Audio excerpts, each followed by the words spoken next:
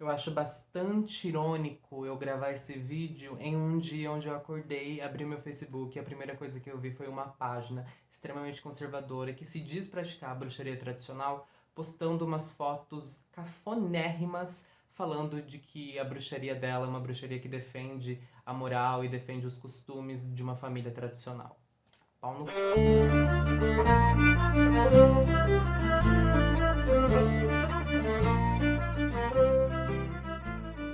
Bem, foi semana de eleição, primeiro turno tá aí, a gente ficou extremamente decepcionado daquilo não ter sido resolvido no primeiro turno. E eu pensei em gravar esse vídeo para esse canal nessa semana justamente sobre isso, porque, enfim, não consigo pensar em outra coisa.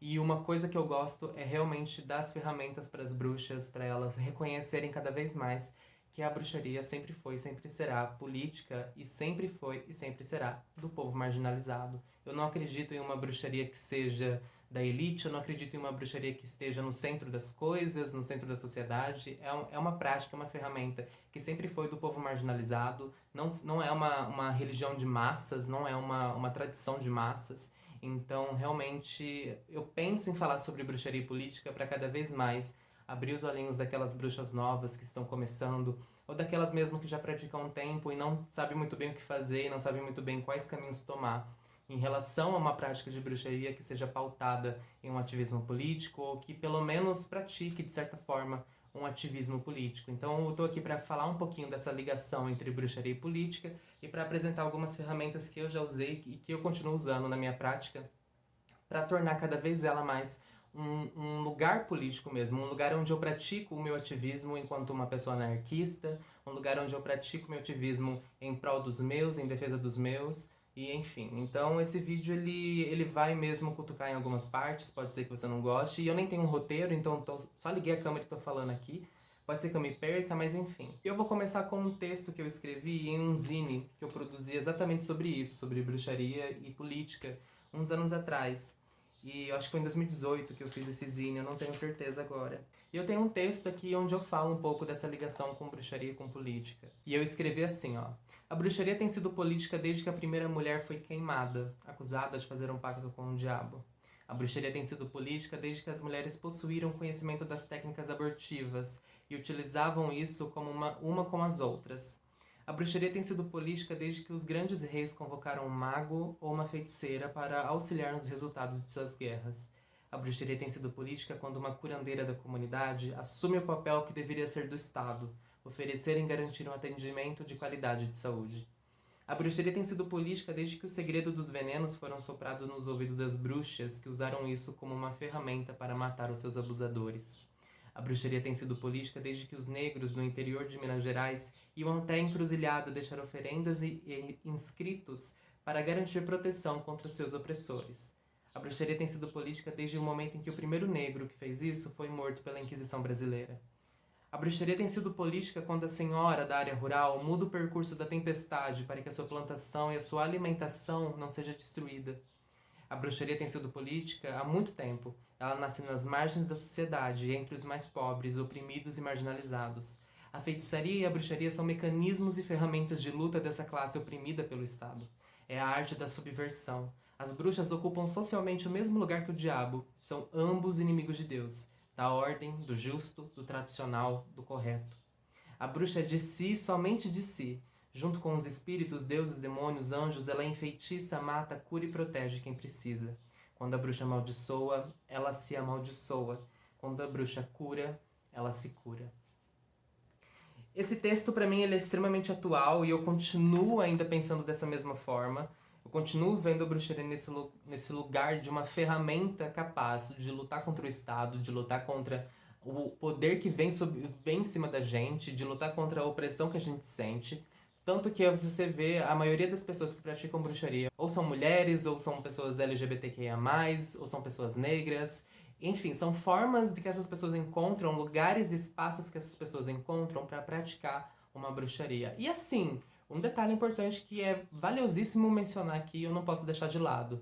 O preconceito que as pessoas trans encontram dentro de algumas religiões de bruxaria, dentro de algumas práticas de bruxaria, especialmente as wiccanas. Muita transfobia rola, muita gente aí passa pano, esconde um pouquinho, fala que não acontece, ou então tenta deixar um pouquinho mais tranquilo essa relação. Mas, gente, é só você conversar com pessoas trans que já praticaram bruxaria e que já tentaram entrar em círculos de bruxaria para vocês verem o quão transfóbicos são alguns grupos que não respeitam seu corpo, não respeitam a sua identidade, não respeitam seu sexo, não respeitam seu gênero e que forçam esses grupos a entrarem e a se comportarem de uma maneira que elas não querem se comportar, com uma pauta aí de que o sexo é que define, o sexo...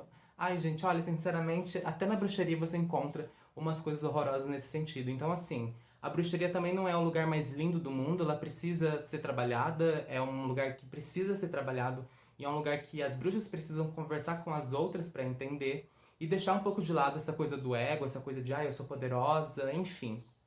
Esse é um outro vídeo que eu acho que dá pra entrar aqui no canal pra comentar sobre poder e vocês percebem que eu fico irritado falando disso porque, enfim, isso me dá no nervo. Então, assim, uma bruxa que se preze, uma bruxa que realmente pratica uma arte que é antiga e que nasceu nas margens e que as mulheres foram mortas, perseguidas, com certeza é uma bruxa que deveria ter um mínimo de consciência de classe. A gente que pratica bruxaria invoca os poderes da natureza, a gente adora, né, invocar os poderes da natureza, ao mesmo passo que a gente fecha o olho para a destruição do capitalismo em cima desses mesmos elementos da natureza, sabe? Então a gente, sei lá, invoca os espíritos da floresta, invoca os gnomos, os duendes, invoca as árvores, a mata, o poder da terra, e tá de olho fechado com o massacre dos povos indígenas, tá de olho fechado quando as matas são queimadas, não move um dedo, não acende uma vela para fazer chover na região que tá queimando, e tá lá, invocando os poderes da mata, invocando as árvores, invocando aí as pedras.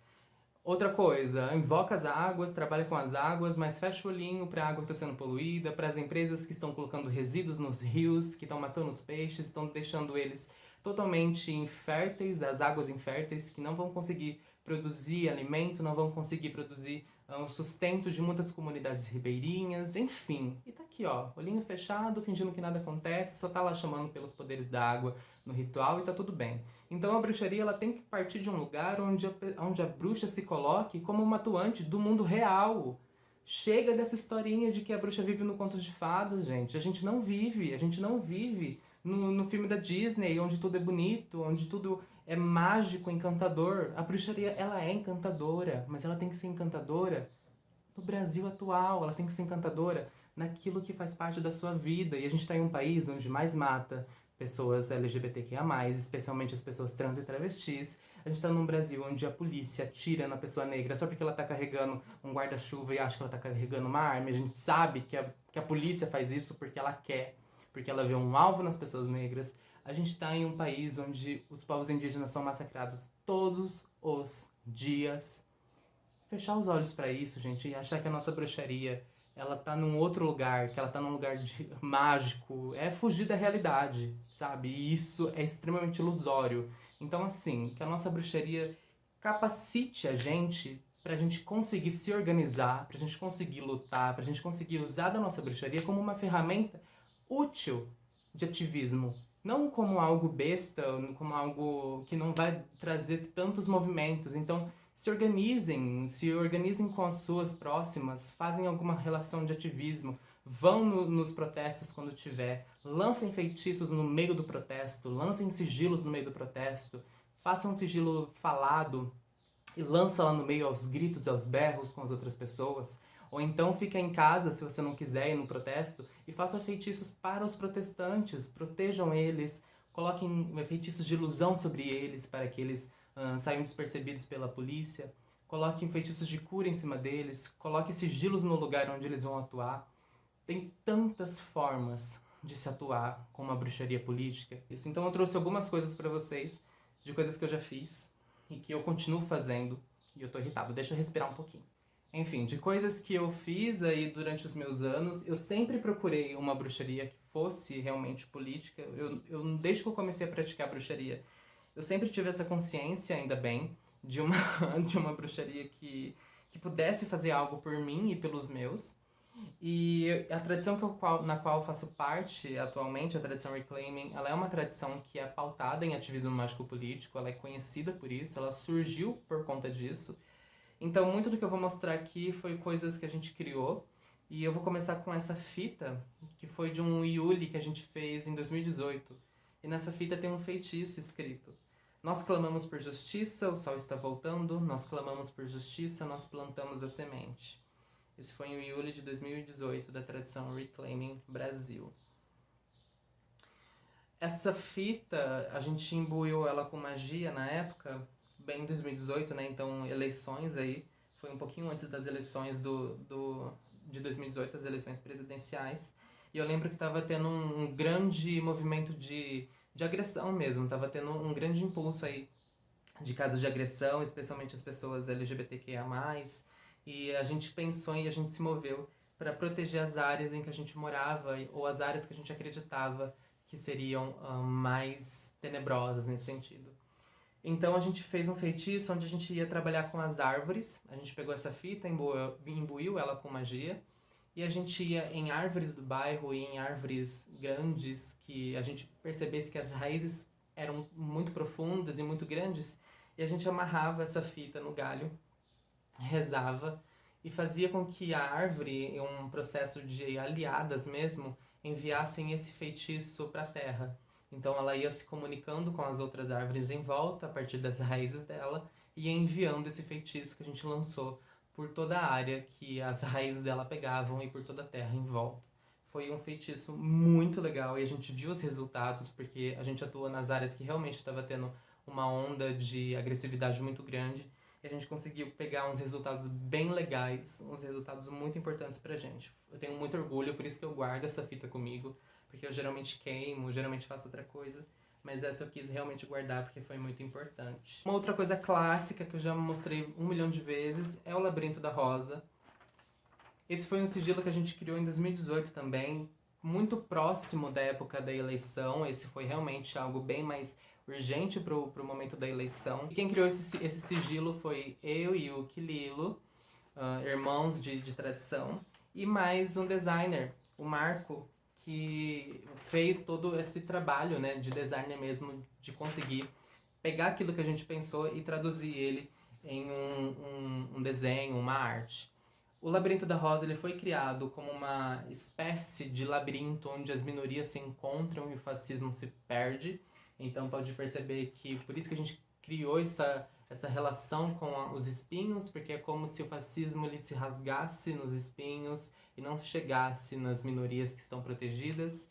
Ele é um labirinto que é ativado pelo olhar, então pelo fato de você estar olhando aqui para ele, ele já é ativado de certa forma. Ele tem um feitiço, que é que o fascismo se perca no labirinto onde as minorias se encontram. Esse feitiço ele pode ser lançado se caso você não tiver o labirinto. E a gente já espalhou muitas vezes esse sigilo. E é curioso porque começou como um sigilo e depois a gente percebeu dentro da comunidade que ele tinha virado um servidor, que ele estava criando uma consciência própria. E a gente não percebeu que foi igual aqueles sigilos que fica louco, que começa a sugar e vampirizar as pessoas. A gente não percebeu isso. Tanto que tem 3 bruxas que estão analisando esse sigilo sempre. Então todo o Beltane, todo o Soen, a gente faz processos de transe, a gente oracula e para ver se está tudo certinho, para ver se ele precisa de manutenção. E ele está funcionando super bem, ele já foi espalhado aí por vários países, tem pessoas lá nos Estados Unidos que fazem bandeiras com ele, se tornou um símbolo mesmo de luta. Para mim é um símbolo de luta maravilhoso, o Labirinto da Rosa. E enfim, ele pode ser usado de diferentes formas. Eu já espalhei ele em ônibus, eu já espalhei ele na cidade, eu já peguei isso daqui, esse grandão mesmo aqui. Essa foi a única folha que sobrou, porque eu tinha dezenas dela. E eu recortei e coloquei na caixa das pessoas na rua mesmo. Foi numa época que tava tendo eleições, acho que de prefeito aqui na cidade. E tava, meu bairro é um bairro muito bolsonarista. Então eu saí espalhando nas caixinhas de correio mesmo, pra pessoa pegar e a hora que ela abrir, ela nem vai saber o que vai acontecer ali, mas o labirinto vai atuar de alguma forma. Uma outra coisa também é o sigilo do Brasil. Esse sigilo ele é um adesivo que eu pedi pra fazer. Então eu colo ele também nos postes, eu colo nas placas que eu encontro na rua. Eu colo ele em alguns lugares estratégicos que eu sei que são pontos muito fortes de luta e de opressão. E esse é um sigilo criado pela Laura Tempest, uma bruxa que tem um projeto chamado We Are Aradia, Nós Somos Aradia, e é um projeto onde ela cria sigilos que tem um envolvimento político, que tem, né, uma coisa de ativismo político. E esse sigilo aqui ela criou porque eu, Lilo, a gente estava traduzindo o projeto do We Are Aradia para o Brasil. Então a gente trouxe o Nós Somos Aradias para o Brasil e ela, em troca disso, né, ver o nosso trabalho, o nosso esforço, ela resolveu fazer um sigilo para o Brasil. Então a gente se reuniu com a comunidade da Reclaiming e pegamos palavras que a gente entendia que o Brasil precisava. Então esse sigilo foi construído pensando em justiça social, em preservação do meio ambiente, enfim. E foi esse sigilo, uma história bastante curiosa, foi esse sigilo que a gente usou em um feitiço coletivo que muita gente fez quando a Amazônia pegou fogo, acho que em 2019. E foi muito curioso porque esse sigilo ele funciona como uma espécie de lupa. Essa partezinha aqui você coloca na parte que você quer que tenha o foco. E foi muito foda a gente ver pelo mapa pluvial que essa partezinha aqui estava bem em cima da região que começou a chover com mais frequência, que era a região que estava pegando fogo. Então foi um trabalho muito legal, muita gente se mobilizou, foram mais de 5.000 compartilhamentos na rede social. Então foi um trabalho mágico bastante interessante e isso prova que magia pode sim fazer uma diferença política no nosso país. E uma outra coisa que você pode fazer também é criar os famosos lambi-lambis com frases, com sigilos, que são aqueles papéis que você vai colar no poste. Quem fez o designer desse daqui foi o Marco, o mesmo designer que fez o Labirinto da Rosa. E ele criou vários lambi-lambis com frases ativistas relacionadas à magia. Esse daqui é só um deles, porque é o que eu mais gosto, escrito Amor e a Lei. E aqui tem 2 sigilos. Esse sigilo aqui, ele era de um grupo da Viada Chama Púrpura, lá do Nordeste, um grupo voltado a pessoas LGBTQIA+, praticantes de bruxaria. Nem sei se existe ainda esse grupo. Mas, enfim, tem aqui o Labirinto da Rosa também. Aqui está escrito Bruxas contra o Fascismo. E você pode espalhar isso nos postes, usando cola e mistura de água. Faz uma metade e passa no poste. Depois cola e passa de novo a cola por cima para ficar bem colocado.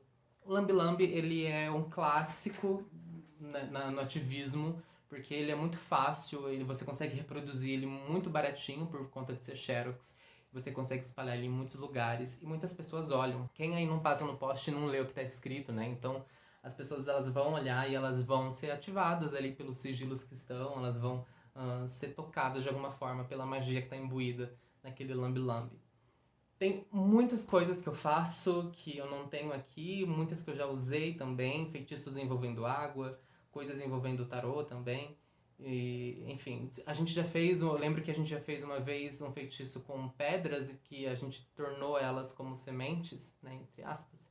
E a gente plantava em lugares onde a gente precisava de maior justiça, de maior proteção. Então, assim, tem muitas formas de que a sua bruxaria se torne cada vez mais política e de que você use um certo tipo de ativismo com a sua bruxaria. É uma questão de consciência, é uma questão de você usar sua criatividade e uma questão de você se organizar com outras bruxas que também pensam o mesmo, porque as bruxas unidas, elas conseguem muitas coisas e muitas mudanças. Nesse mês que a gente está indo aí para o segundo turno, obviamente a derrota do fascismo tem que ser feita, mas obviamente qualquer cenário em que a gente entrar, seja por um candidato ou por outro, não vai resolver os problemas do Brasil de um dia para o outro. Então é necessário que a gente se organize, é necessário que a gente cada vez mais tenha uma consciência de que a luta começa nas bases, que a gente precisa se unir cada vez mais. Eu desejo para vocês sanidade mental, eu desejo poder, e nas próximas segundas-feiras no meu Instagram, na Edela Parma, eu vou fazer uma live às 8 horas da noite para falar de ativismo político. Então a gente vai falar sobre poder, proteção e justiça, e vamos fazer ali práticas de transe, vamos fazer alguns feitiços, algumas coisas juntos, então é só ir lá. E agora tá passando um avião do circo aqui. É isso, gente. Um beijo.